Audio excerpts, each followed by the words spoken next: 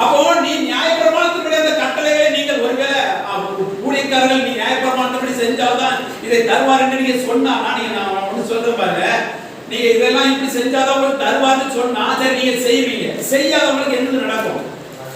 அதை செய்யாதவங்க கிறிஸ்தவங்களை தான் பேசுவாங்க. ஊழியக்காரங்க கிறிஸ்தவங்களுக்கு தான் பிரசங்கம் பண்ணுவாங்க, கிறிஸ்தவங்க தான் சொல்றாங்க நீ இந்த உபவாசம் 28 இதெல்லாம் நடந்தால் கர்த்தர் உனக்கு இந்த ஆசீர்வாதத்தை தருவார்னு சொல்றாங்க. சரி, இது நடக்காதவங்களுக்கு இந்த சாபம் தான் வருமே. அப்ப அப்ப அந்த சாபத்தை நம்ம ஏற்றுக்கொள்ளணுமா இல்லையா?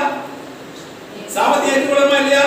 கிறிஸ்தவம் ஒருத்தர் கூட அந்த ஒரு திருச்சபையில் இருக்க முடியாது. அந்த சாபம் வருமானால் ஒருத்தர் கூட இருக்க முடியாது.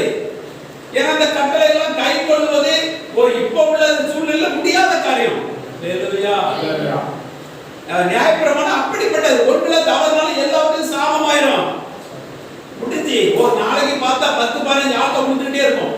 அந்த சாபம்